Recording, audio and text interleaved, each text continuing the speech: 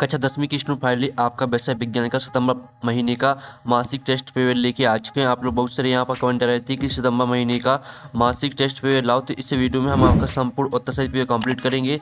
तो आप लोग वीडियो को लाइक कर लीजिए, चैनल को सब्सक्राइब कर लीजिए। साथ ही आपको कक्षा 10वीं के सितंबर महीने के सभी विषय के मासिक टेस्ट पेपर आपको हमारे चैनल पर मिल जाएंगे, हमने अपलोड कर दिए हैं, ठीक है। और पूरा आपका रियल टेस्ट पेपर है, यही आएगा। और 20 में 20 अंक लाना चाहते हैं तो इस वीडियो को आपको ध्यान से देखना है। साथ ही इस वीडियो को आप अपने दोस्तों तक जरूर शेयर कर दीजिएगा। अब चलिए आप यहाँ पर देख लीजिए, मासिक परीक्षा मार्च सितंबर कक्षा 10 विषय विज्ञान आपको पूर्ण अंक रहेगा 20 अंक का, ठीक है। तो आपके आते सही विकल्प चुनकर लिखिए जो कि आपके 4 नंबर के रहेंगे।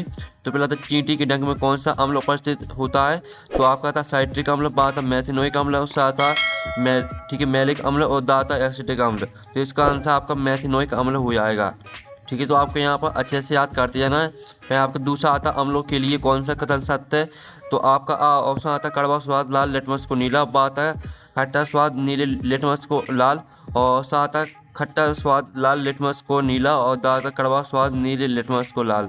तो जो आपको यहाँ पर दिया गया अम्लों के लिए कौन सा कथन सत्य है, तो इसका आंसर रहेगा खट्टा स्वाद नीले लिटमस को लाल, आपका 12 राइट आंसर रहेगा। फिर आपके यहाँ पर तीसरा देख लेते हैं। तीसरा आता वायु में अधिक समय तक खुला छोड़े जाने पर चांदी की वस्तुएं काली पड़ जाती हैं, यह निम्नलिखित बनने के कारण होता है।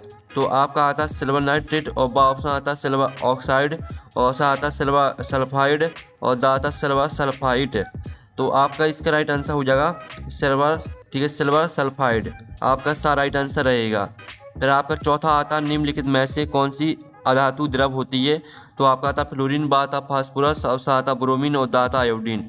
तो जो आपके यहाँ पर दिया गया निम्नलिखित में से कौन सी अधातु द्रव होती है, तो इसका आंसर आपका ब्रोमीन हो जाएगा।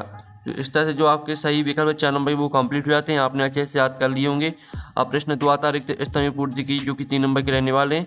तो पहला था पीएच स्केल की प्रास डॉट डॉट है, तो पीएच स्केल की प्रास आपकी 0 से 14 होती है, ठीक है, 0 से 14, ये आपका यहाँ पर आंसर हो जाएगा। फिर आपका दूसरा आता है लवण के एक सूत्र इकाई में जल के निश्चित अणुओं की संख्या को डोडो कहते हैं। तो यहाँ पर लवण के एक सूत्र इकाई में जल के निश्चित अणुओं की संख्या को, ठीक है, क्रिस्टलन जल कहते हैं, क्रिस्टलन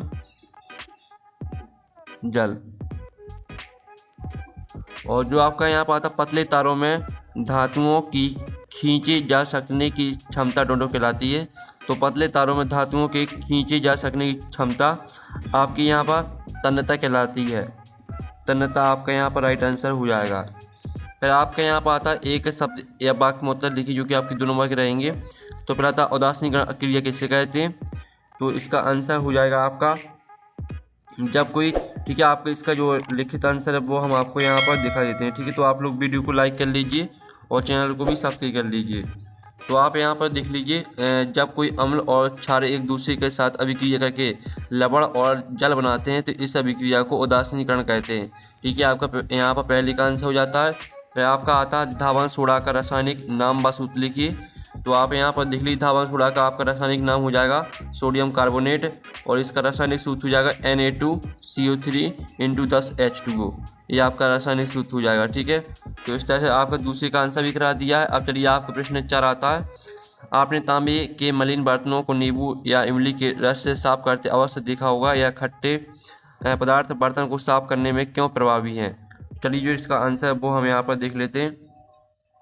तो इसका आंसर रहेगा आपका नींबू और इमली के रस में साइट्रिक अम्ल और टार्टरिक अम्ल जैसे कार्बनिक अम्ल होते हैं। जब तांबे के बर्तन हवा के संपर्क में आते हैं तो उन पर कॉपर ऑक्साइड की एक पतली, ठीक है, पतली, ठीक है, आप यहाँ पर देख लीजिए, आपकी पतली परत बन जाती है। ये अम्लीय रस इस परत के साथ क्रिया करके इसे हटा देते हैं जिससे बर्तन चमकदार हो जाते हैं, ठीक है। आपका तीसरे प्रश्न का आंसर हो जाएगा, यानी चौथे प्रश्न का।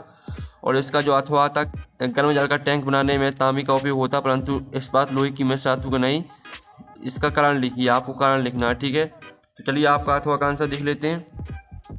तो इसका आंसर रहेगा गर्म जल के टैंक बनाने में तांबे का उपयोग इसलिए होता है क्योंकि तांबा ऊष्मा का अच्छा चालक है और गर्म जल के साथ क्रिया नहीं करता। इसके विपरीत इस्पात लोहे की मिश्र धातु गर्म जल के साथ क्रिया करके जंग बना सकता है जिससे टैंक कमजोर हो जाता है, ठीक है। ये आपका अथवा का आंसर हो जाता है। और फिर आप यहाँ पर देख लीजिए, अवधर्मी ऑक्साइड क्या होते हैं, 2 अवधर्मी ऑक्साइडों का उदाहरण लिखिए, अथवा ध्वनिक किन्हें कहते हैं उदाहरण लिखिए। तो चलिए आपके यहाँ पर अवधर्मी ऑक्साइड भी देख लेते हैं। तो अवधर्मी ऑक्साइड ऐसे धातु ऑक्साइड होते हैं जो अम्ल और क्षार दोनों से के साथ अभिक्रिया करके लवण और जल बनाते हैं। ठीक है, आपकी परिभाषा हो जाएगी, इसका उदाहरण हो जाएगा एल्यूमिनियम ऑक्साइड और जिंक ऑक्साइड। ठीक है, और अथवा वाले का आंसर देख लीजिए। ठीक है, ध्वनिक किन्हें कहते हैं उदाहरण आपको लिखना था।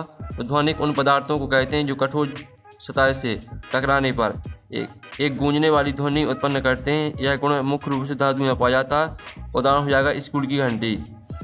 फिर आप यहाँ पर देख लीजिए, आपका 6वां प्रश्न आता है रासायनिक गुणधर्म के आधार पर धातु में 3 अंतर आपको लिखना है। और इसका जो अथवा आता है, सक्रियता श्रेणी क्या तालिका सहित स्पष्ट कीजिए। तो चलिए हम सभी के आंसर देख लेते हैं। तो आप यहाँ पर देख लीजिए, जो आपका इसका आंसर रहने वाला है, पहले तो आपको धातु में अंतर लिखना है। ठीक है, तो आप यहाँ पर देख लीजिए, पहले तो आपकी धातु के 3 पॉइंट, धातुएं अम्लों के साथ क्रिया करके हाइड्रोजन गैस बनाती हैं और अधातु सामान्यतः अम्लों के साथ क्रिया नहीं करती।